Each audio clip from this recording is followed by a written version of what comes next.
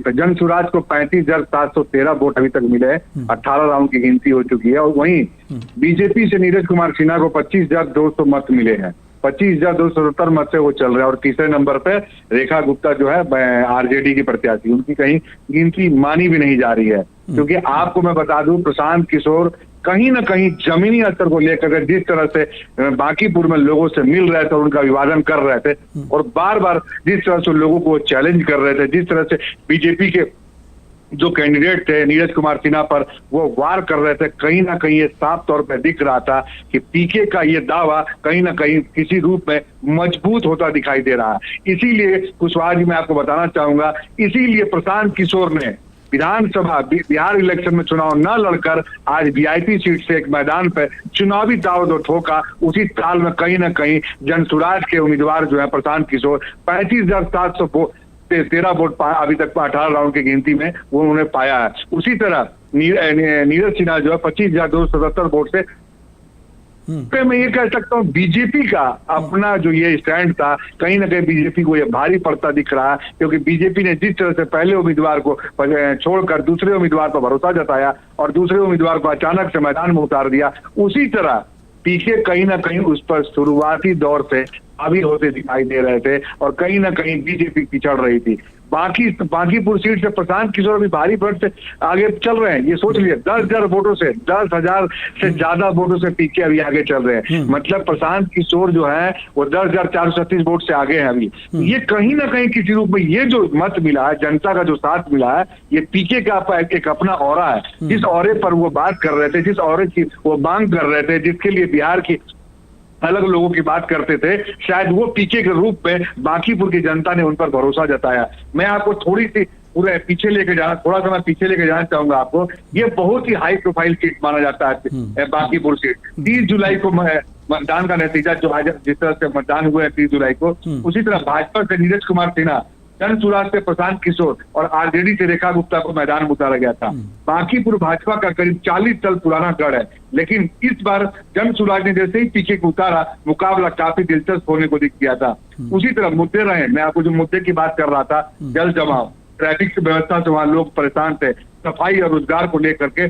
दिख रहा था साफ तौर पर। शुरुआत जो अब जैसे रुझान आने चालू हुए, शुरुआती रुझानों आपने देखा होगा बड़ी ही कांटे की टक्कर चल रही थी, लेकिन ठीक उसके अपोजिट अगर मैं बात करूं तो कहीं ना कहीं ये पूरा जो मैटर था उनके सामने, वो साफ तौर पर अगर मैं बात करूं, तीनों की अगर मैं बात करूं, अगर देखा होगा आपने जो चुनाव आज जिस तरह से सामने रिजल्ट आए हैं, वही अगर मैं सबसे पहले बात करूं, अगर आज चुनाव आयोग ने 6 जुलाई को अधिसूचना जारी की थी, नामांकन 13 जुलाई तक चला, स्कूटी 13 जुलाई को खत्म हुई, 16 जुलाई को नामांकन वापस हुई, मतदान 30 जुलाई गुरुवार को और 3 अगस्त आज सोमवार के दिन, मतलब ये कह सकते हैं बाबा भोलेनाथ के दिन, आज जिस तरह से जलाभिषेक को लेकर पूरी दुनिया में आज हर हर महादेव के नाम पे गूंज हो रही है, उसी तरह आज ठीक उसके उलट पीके ने भी एक मैंने कह सकते हैं महादेव का नाम लेकर जिस तरह से वो मैदान में उतरे थे, तो आज कहीं ना कहीं पीके का वो चेहरा बांकीपुर में एक नए स्टोर की शुरुआत होते दिखाई दे रही है। देवेंद्र जी। जी बिल्कुल। ये एक सवाल और हम करना चाहेंगे सर कि जब मतदान हो रहे थे उससे पहले और मतदान के दिन भी प्रशांत किशोर ने आरोप लगाया था कि ये हम नहीं लड़ रहे हैं, बीजेपी नहीं लड़ रही है, हमें प्रशासन से लड़ना पड़ रहा है। एक तरह से आरोप था कि उन्हें हराने का भरसक प्रयास किया जा रहा है प्रशासन की तरफ से। लेकिन जो आंकड़े आ रहे हैं लगातार वो उनकी बातों से मैच नहीं खा रहे हैं। क्या लगता है आपको कि ये बस कहीं आशंका कि कहीं हम हार ना जाए इसलिए ये चीज़ें बताई गई थी, या किसी रणनीति के तहत ये बातें प्रशांत किशोर के मुंह से ये कहा गया था?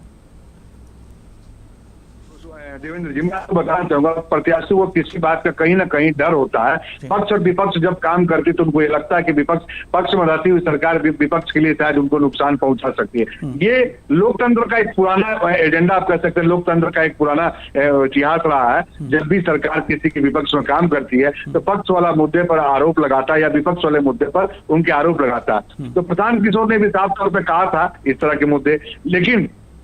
आज वाकई में जब प्रशांत किशोर के जब सामने रिजल्ट आ रहा होगा तो उनको इन बातों पर शायद याद आ रहा है, लेकिन आरोप और प्रत्यारोप का दौर ये चलता रहता है। ये ठीक इसी तरह अगर मैं बात करूं, अगर जिस तरह से नीरज सिन्हा चुनाव लड़ रहे थे, तो नीरज सिन्हा चुनाव नहीं लड़ रहे थे, बीजेपी का एजेंडा, बीजेपी उनको चुनाव लड़ा रही थी। इसी तरह यहाँ पीके जनसुरा जो चुनाव लड़ रही है, पीके के ऊपर भरोसा, खुद पीके ने यहाँ पर ऐलान किया था कि मैं बांकीपुर जाकर के चुनाव लड़ूंगा, और बांकीपुर की जनता से जिस दिन उन्होंने ऐलान किया उस दिन से लेकर के 3 अगस्त तक, मतलब कि आज का दिन है, और आज तक वो लोगों से मिल रहे हैं, और घर घर जाके लोगों से मिलना और ग्रास रूट पर काम करना, लोगों की बातों को सुनना, समझना, और कहीं ना कहीं उन मुद्दों को बार बार भुनाने की कोशिश करना, जिन मुद्दे से शायद बीजेपी भटक गई थी, उन मुद्दों को बार बार प्रशांत किशोर ने याद दिलाया। शायद आज इसीलिए प्रशांत किशोर आज नंबर 1 पर चल रहे हैं और बीजेपी की नीरज सिन्हा नंबर 2 पर चल रहे हैं, क्योंकि बीजेपी के जो नीरज सिन्हा है वो एक मैंने उनको क्या था, उनको एक टिकट दिया गया कि जाइए आप मैदान में उतरिए, बीजेपी के नाम पर चुनाव लड़िए। उनका कोई औरा नहीं था, उनका बस एक पार्टी में बस उनको टिकट दे दिया गया, और टिकट के तौर पर चुनाव मैदान में लेकर के उनको कोई ना जानता था ना कोई पहचान था। लेकिन प्रशांत किशोर पूरे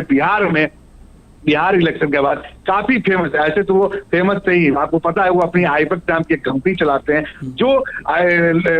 जहां भी चुनाव होता है उस जगह पर जाकर के उनकी कंपनी चुनाव में सर्वे का काम करती है। तो बिहार इलेक्शन में भी उन्होंने चुनाव लड़ा, और मैं चुनाव पूरी पार्टी को अपनी तरफ से लड़वाया। हालांकि वो जो उनको सोचा था वो हासिल नहीं हो सका, लेकिन आज ठीक उसके उलट कहीं ना कहीं बांकीपुर से चुनाव लड़ना प्रशांत किशोर का कहीं ना कहीं मास्टर स्ट्रोक काम कर गया। और आज जनसुराज, जिस जनसुराज के लिए सपना देखा गया था, तो आज जनसुराज के सपने में अगर पीके विधानसभा पहुंचते हैं तो मैं कह सकता हूं जनसुराज का खाता खुलना और जनसुराज का जीवित होना अपने आप में एक बहुत बड़ी बात होगी, क्योंकि 19 राउंड की काउंटिंग के बाद भी प्रशांत किशोर आगे चल रहा है। मैं बता दूं, इस तरह से भी हम लोग बात कर रहे थे, 18 राउंड कंप्लीट हो चुका था, अभी 19 राउंड के बाद 11,000 मतों से अभी आगे चल रहे हैं अपने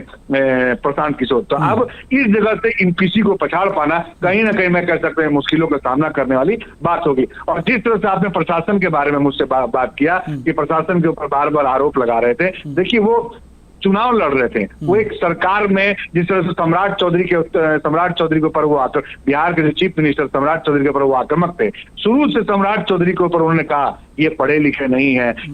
ये माफिया है, ये अपना एक गैंग चलाते हैं, कुख्यात अपराधी हैं, कहीं ये जेल जा चुके हैं, ऐसे लोगों को सीएम बनाना, ये बार बार जिस तरह से आरोप लगा रहे थे, उनको कहीं ना कहीं इस बात का डर था, हो सकता है कि मुझे आने वाले समय में बीजेपी या बीजेपी के चाहने वाले कुछ लोग मुझे नुकसान पहुंचा सकते हैं, इसलिए प्रशासन के ऊपर उन्होंने सीधा वार किया था। और उस वार पर अटैक का कम से कम सीधा असर उन्होंने बिहार के सीएम के ऊपर अटैक किया, तो और जनता से रूबरू हुए, जिसका फायदा कहीं ना कहीं प्रशांत किशोर को मैं कह सकता हूं। आज जो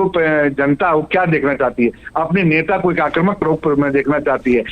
नेता को लोगों से जुड़ाव चाहती है, ताकि वो लोगों से मिले, बात करे, लोगों से जाकर बातों को समझे, जनता की समस्याओं को समझे। तो ये जो नेता अब ये जनता के बीच के जुड़ाव को चाहती है। हो सकता है कहीं ना कहीं बीजेपी आज जिस बीजेपी को लोग जानती थी वो बीजेपी आज इसी वजह से शायद पिछड़ती हुई दिखाई दे रही है। देवेंद्र जी जी बिल्कुल, ये सवाल और हम करना चाहेंगे, एक अंतिम सवाल आपसे करना चाहेंगे जरूर कि ये जरूर अपनी बातें कहे होंगे कि हम ये कर देंगे वो कर देंगे और विधानसभा चले जाएंगे तो हम आप लोगों के लिए ये करेंगे, लेकिन ये कहावत है अकेला चना भार नहीं फोड़ता। अगर जनसुराज से अकेले चले भी गए विधानसभा, और जब जा ही रहे हैं एक तरह से देखा जा सकता है, अकेला चना क्या कर सकता है सर? देखिए अकेले चलने की बात नहीं है, भीड़ से अलग निकल कर चलना अपने आप में एक बड़ी बात होती है। देवेंद्र जी अगर आप खुद सोचिए, एक तरफ पूरे बीजेपी के एजेंडा और एक तरफ अकेला जनसुराज का एक प्रशांत किशोर ने अपने आप को यहाँ पर साबित कर दिया कि मैं भी किसी से कम नहीं हूँ। एक पढ़े लिखे का असेंबली में जाना और पढ़े लिखे का मुद्दे,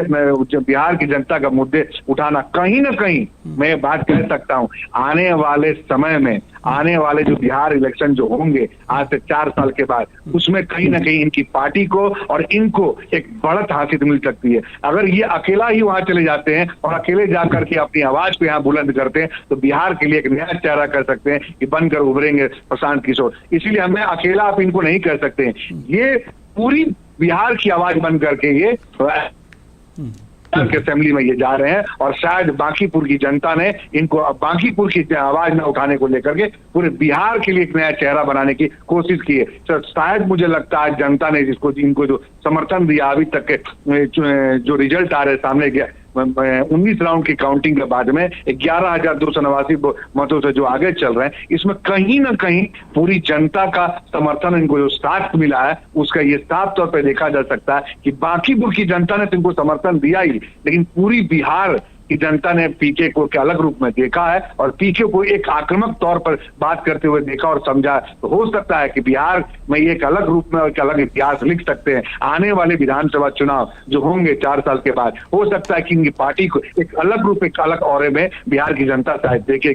देवेंद्र जी जी बहुत बहुत धन्यवाद सर हमसे जुड़ने के लिए और इतने अच्छे विश्लेषण के लिए। तो अब एक बड़ी खबर आ गई है